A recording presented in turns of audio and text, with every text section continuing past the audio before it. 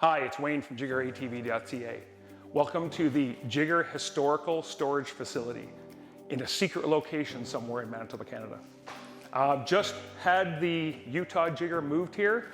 Prototype's been here for quite some time, and I had been doing a bunch of cleaning on it. I have removed all the tires that were on it that were the upgraded tires and placed on all the tires that would have been period for this when it shipped. Even though they're got a little bit of slow leak happening, I built a cart to roll around on. And I just wanted it to look like it did when it was delivered from the factory.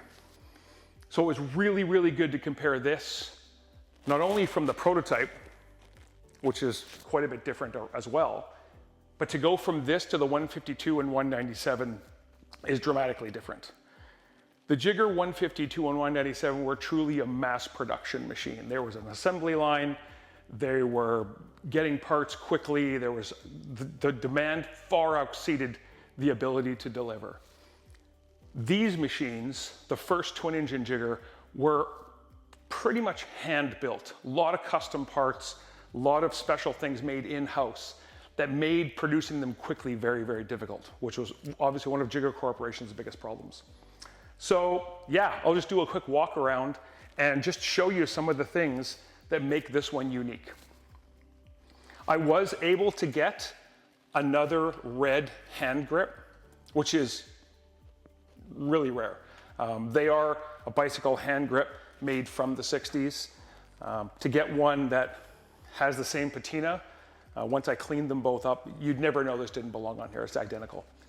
So just a quick walk around. Distinguishing features from the other ones.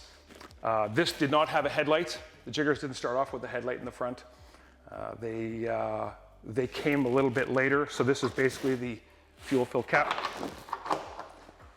All of the thicknesses of all the panels and pieces are all thicker. Everything is just a little bit more, can I say, beefy.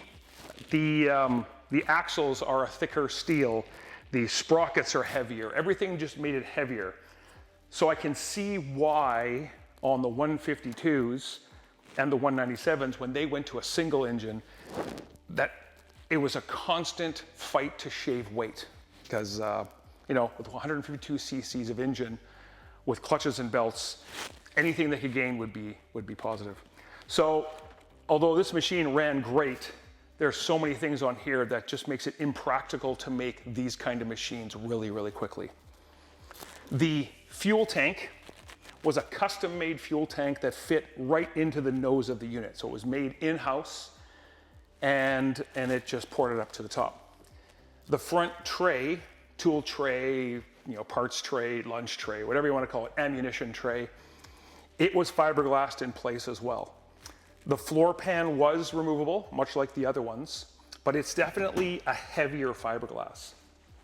There's a lot of labor that was put into having panels to get the exhaust, to get from the two engines out the back. Those of you who know, the Jiger 152 and 197 had a flat back. This one has a large exhaust pipe to get exhaust out. So it had removable parts. So that has a piece that's removable as well. Everything is just fit and finish. Tolerances are really great. The mount, the main mount where the motors and belts and things bolted to, you can call it the chassis of the engines and transmissions. It was custom built and forged and fabricated in-house. It's a cast aluminum and it actually has Jiger embossed on the cross member between the axles. The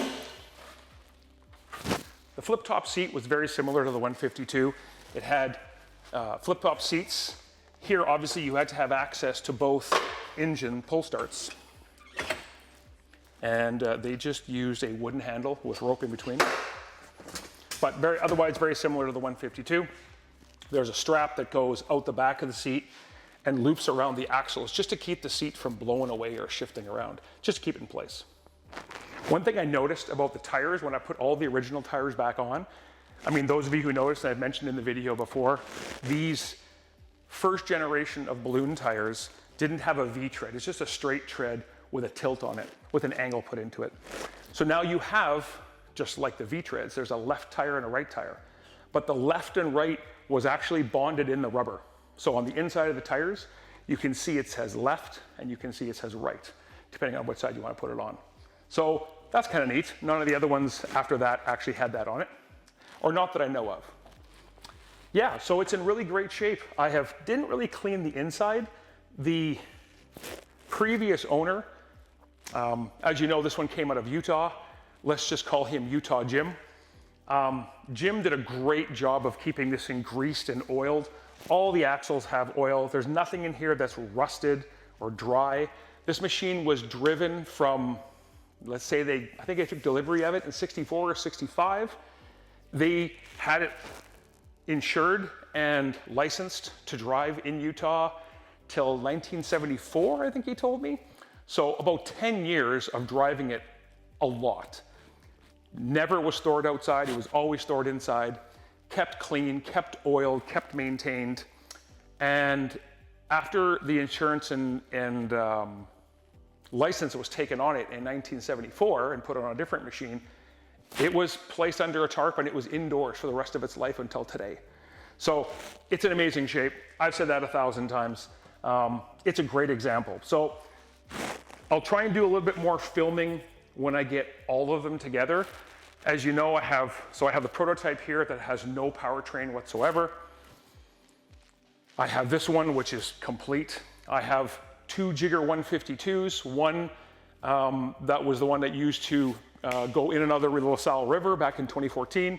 If you haven't seen that video, that was the first time I've ever got one running, took it in the water and out of the water, and it tested perfect. That was a fantastic little trip. I can post that video up here somewhere. There's a link. And I also have my cousin Phil. I purchased his Jiger 152, which is the one I'm currently have a project with that one. So many little things that are on the go right now. That's a video in itself. So there's more to stay tuned to. That's kind of exciting. But that one I'm going to be changing out the axles because they've been welded up and they're a bit different. I want to make that one as original as I can. That one has been painted. So I'm gonna want to, actually on my trip here, I made a stop to get this Jiger scanned. So this is all original paint and it's actually in really, really good shape. So I wanted to get this recorded so I could actually reproduce this paint. So I went in there, had that scanned. Actually, I could probably film some video. I can show you that right now. I'm on my way to Bestman Automotive Supply to get the Jiger scanned. I'm just taking the opportunity of when I'm moving it to take it in, get the paint matched, so I can get some other work done. So let's see how it goes today.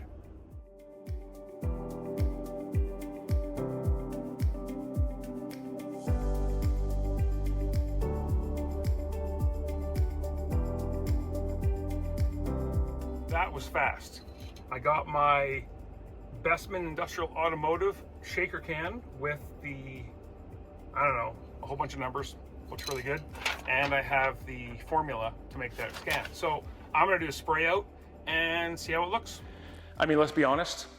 In 1964, on an assembly line that was rushing these things out the door, I'm sure there was variance to the paint types. Yellow was a very particular color and it doesn't take much of a difference.